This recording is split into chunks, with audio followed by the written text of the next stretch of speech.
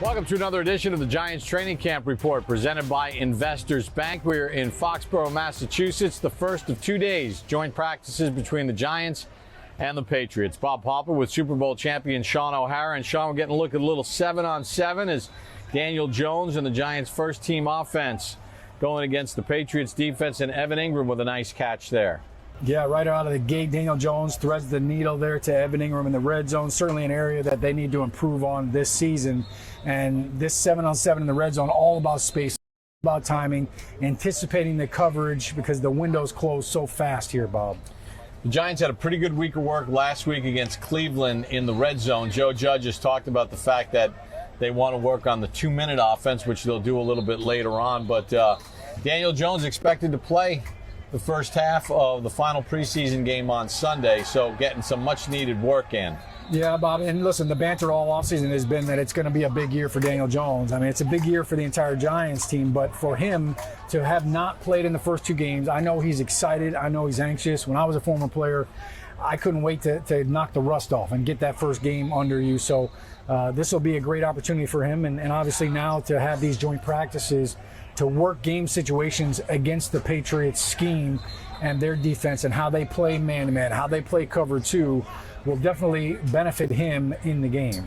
Corey Clement in a tailback here, and Daniel Jones moving him around against this Patriots defense that has Dante Hightower back in the fold, who opted out last year, and Daniel Jones able to check it down underneath the tight end Caden Smith. And Coach Judge has talked about the value of a player like Caden Smith and said, you know, he's one of those guys like Julian Love on the defensive side of the ball. They do a lot of things that don't show up in the stat sheet.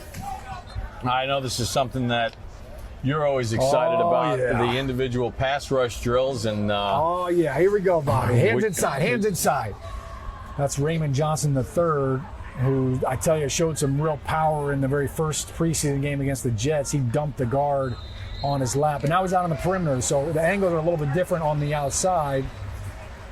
Inside here, and a nice quick inside move right there. Nice burst by Willie Henry, number 90. You can see he beat the guard cross face right now. And now we're going to have a little nose guard versus center competition here. Looks like David Moa going to be going up one-on-one. So, Bob, this one-on-one pass rush drill, look, this is the most disadvantageous drill for an offensive lineman. Of all the drills that we do, this is the toughest one because they don't have to respect the run. All they're thinking about is the pass, get to the quarterback, rush, here's my move, here's my hands, here's what I'm doing. And then as soon as they see the ball move, they go. So they have no other responsibilities. As an offensive lineman, this is it. If you can win half of your battles in one-on-one, you're going to be pretty good on Sundays.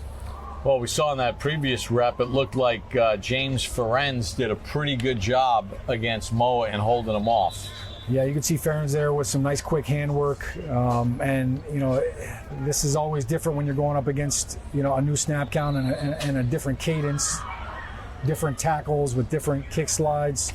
It was Ryan Anderson, the former Washington linebacker, coming in off the edge.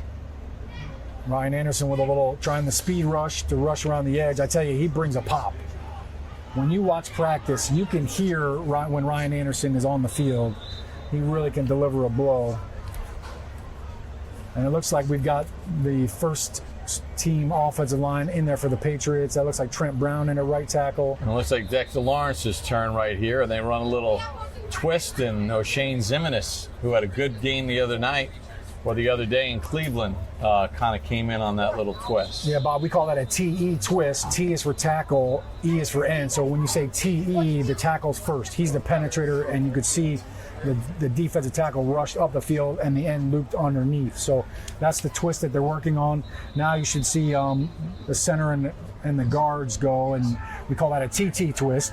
Usually one defensive tackle will be the penetrator, and he'll try to knife and get on that second edge or on the edge of the second blocker while the other guy loops around. So it's all about trying to get these offensive linemen on different levels, and as an offensive lineman, you're trying to be a picket fence and not let them disrupt and create any kind of penetration. So number 9 for the Patriots, they added Matt Judon to their roster. You know, they did a pretty good job of spending money in the offseason to refurbish this roster. Yeah, they certainly did. Obviously, they were handcuffed the year before, but Matt Judon has been a pass rush specialist. And, for the Patriots, that's kind of one of the things that they have been lacking is that one guy on third down that you have to account for. And then with their second-round pick, Christian Barmore at defensive tackle, they've got some beef up front. And it's something that's, I know the Giants' offensive line and the offense as a whole is looking forward to going against. Darius Slayton working his way through some traffic, going against Jalen Mills, number 2, former Philadelphia Eagle, who, by the way, before practice started, I noticed Mills still had the green hair. The Green Goblin, I think that's you can't shake that moniker too easily. But yeah, that's great work right there. And for Slayton, of course, he knows Jalen very well from the divisional games. Daniel Jones with a nice throw there to Dante Pettis. Coach Judge has talked about this wide receiving core and the competition that exists. What do you do on special teams? But as he said, for the wide receivers, what do you do on special teams? But can you help us on offense? He said the DBs, there's a little bit more emphasis weighted to the special teams part of it. Yeah, no doubt. And as a wide receiver, you can contribute as a returner, punt return or kickoff return. But really, when you think back, Pro Bowl wide receiver David Tyree, he was a Pro Bowl special teams player. And so you've got to find a way to create value aside from being a returner. A lot of receivers can make a career out of being a gunner on the punt team or being a part of the vice on the punt return team. Certainly Matthew Slater on the Patriots has had a nice career doing just that. So for Pettis, for John Ross, for all those guys that are fighting for those last few spots of wide receiver, that's going to be something that they're going to have to improve on. Daniel Jones has not taken a snap in the first 2 preseason games. He's expected to do so on Sunday at MetLife Stadium against the Patriots. Fires a strike inside to David Sills, who makes a nice catch. Yeah, I tell you, Sills is continued to stack practices and big-time catches. When you're running a slant route like that and you're a quarterback, you have to trust that your receiver's going to fight for the ball and he's going to protect the ball with his body, as you saw Sills do just that. And Pettis with another catch there, working in front of the secondary of the New England Patriots. And, it's just all about reps. It's all about timing. We haven't gotten into any of the full periods yet, but Mike Glennon certainly had a much better game 2 than he did in game 3. Corey Clement, he's going to be a weapon as he beat Hightower, number 54. Well, I tell you, so Mike Glennon, he's gotten a lot of game action, and I know a lot of people may ask, why is Mike Glennon playing and Daniel Jones is not? Look, the backup quarterback is, a lot of people covet that job because they think you're holding a clipboard and you're just standing on the sidelines, but you're one play away from having to go in there and not just play, Bob, but you have to go in and win the game. People are expecting you to come in and be ready to rock. And I think, Joe Judge and Jason Garrett have done a nice job of using these first 2 preseason games to give Mike Glennon as many reps as possible in this offense with the team so that in case he's called upon, which happened last year as Colt McCoy had to go into Seattle and come away with a victory, he'll be ready. This is Brian Hoyer, one of 4 quarterbacks on the Patriots roster. Cam Newton not able to practice today as far as league protocols are concerned, as far as COVID-19 and testing. So it's really opened up the door for Mac Jones to get all the first-team reps for the Patriots. Yeah, certainly this is going to be a big week for Mac Jones as he tries to create the conversation for his bid to be the starting quarterback in week 1. No Cam Newton in joint practice today, too. If you're Joe Judge and Patrick Graham, I think you were kind of hoping that Cam would be here so that you could get a look on some of those quarterback design runs because you're going to see them during the season. It would be nice to get some work against that. We're here in Foxborough, Massachusetts. Patriots training facility just outside Gillette Stadium as the Giants and Patriots with back-to-back days of joint practices before these 2 teams wrap up their preseason at MetLife Stadium on Sunday and a 6 o'clock kick. Hoyer overthrows his intended receiver.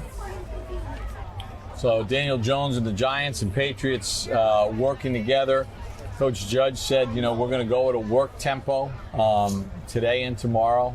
It was pretty physical last week in Cleveland. I would expect the same, but as always is the case, they want to make sure that guys don't hit the ground. No real thumping.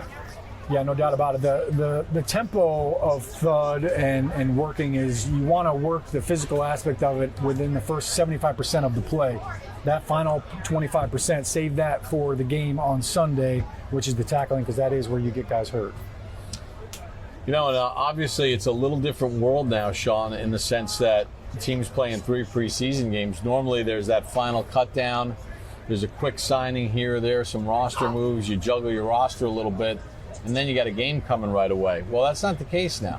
The teams are going to have that extra week off in between, which I think is going to make these joint practices where you're also not only evaluating your own players, you're studying the opposition's players in case they get rid of somebody in an area that you're thin. All right, we got the Giants' first-team defense here against the Patriots' first-team offense. And there is Mac Jones, the first-round pick for the Patriots. And this is going to be fun to watch. Ones against ones.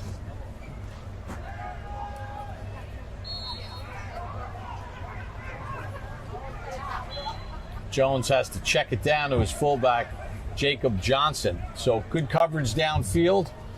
Now we go to the other Jones, Daniel Jones. The battle of the starting Joneses at quarterback. Yeah, just keeping up with the Joneses, Bobby. Patriots throw on their first play. Giants run the ball. Devontae Booker. I really like his vision. All right, back to the Giants ones versus the Patriots ones. Giants on defense. See former Patriot Logan Ryan in there at that safety spot. Loves the role that Patrick Graham's using him for. I'll say this, the Patriots have shown time and time again that they can run the football. And when you look at what they did in their first 2 preseason games, they ran the snot out of the football. And so your defense is going to get some good looks. Daniel Jones fakes the handoff and throws in one of his run plays. Last year, obviously, he had that 80-yard run against Philadelphia. That was a key component. Last year, Daniel Jones ran for 423 yards and a touchdown. Now back to Mac Jones and the Patriots on offense. Checks it down to Nelson Aguilar, the former Philadelphia Eagle. The Giants converge on him pretty quickly. Corey Clement takes a thud from Hightower. And then for good measure, takes a shoulder from J.C. Jackson. Yeah, nice little, Corey Clement is so compact and yet so strong. And when you see him run, you feel every bit of that. You mentioned the scheme and the run and edging the defense, and that's where the Patriots have done a great job with their power plays, with their play-action pass. When they pull a guard. Mac Jones gets intercept. Oh, dropped the interception. Almost had Julian Love. Yeah, is that Julian Love or McKinney? Xavier McKinney. Xavier McKinney with excellent coverage.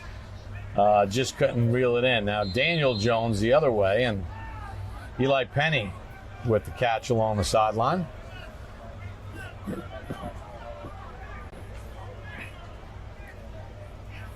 Eli Penny doing it all. What can't Eli Penny do? Hoyer in at quarterback. He's getting the second team reps with Cam Newton not available to practice. Giants do a good job there of setting the edge and sealing off that run. Yeah, it looked like Carter Coughlin, number 49, right there at the top of your screen. He turned that play back into the defense. So as the edge defender, he did a nice job of setting that edge on the pulling guard and forcing everything back inside. Mike Glennon had the ball bounce off his tight end's hands, who did make the catch, Nakia Griffin-Stewart. Back over to Hoyer and the Patriots offense against the Giants' second-team defense. Pass in the flat.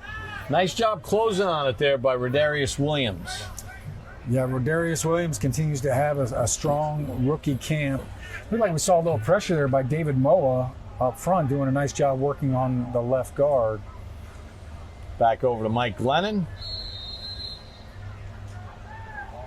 And then there's a look at the Giants draft pick, Gary Brightwell, 6th round pick out of Arizona. Back over to the Giant defense against the Patriots offense.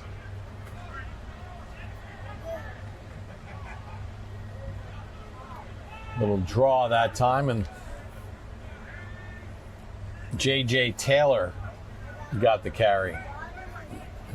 Back over the Giants offense against the Patriots defense. And Brightwell gets the carry. Back to Mac Jones and the Patriots on offense. Not sure if that was Cody Davis, number 22. Didn't catch the number with the jersey rolled up. Jabril Peppers does a nice job closing on the back in the flat there.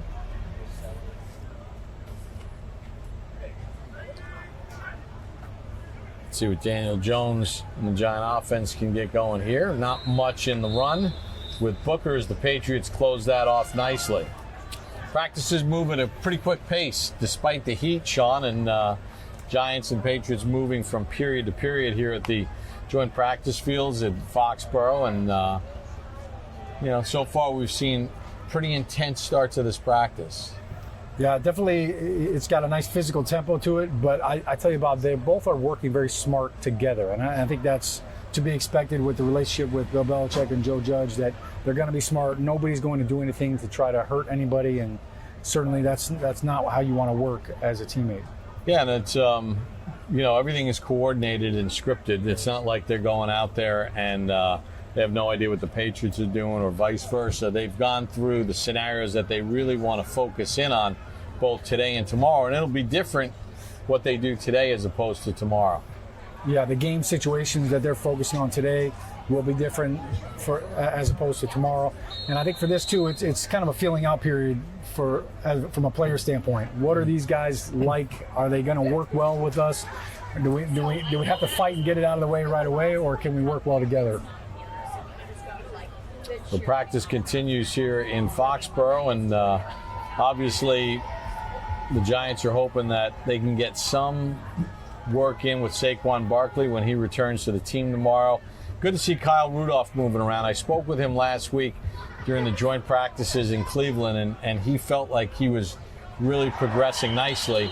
Now, obviously, there's a little bit of a difference between progressing nicely on the sideline and having to do it against other bodies leaning against you. Yeah, no doubt. And for Kyle, when it's a foot injury that you're coming back from, you need to trust that it's going to be there when you need it. When you need it to break in, get in and out of a break, or push off hard when you're trying to block somebody. And for him, this offense is 2 and 3 tight end formation friendly. So you have to really get in there and get the footwork in when you're working with the tight ends in the run game.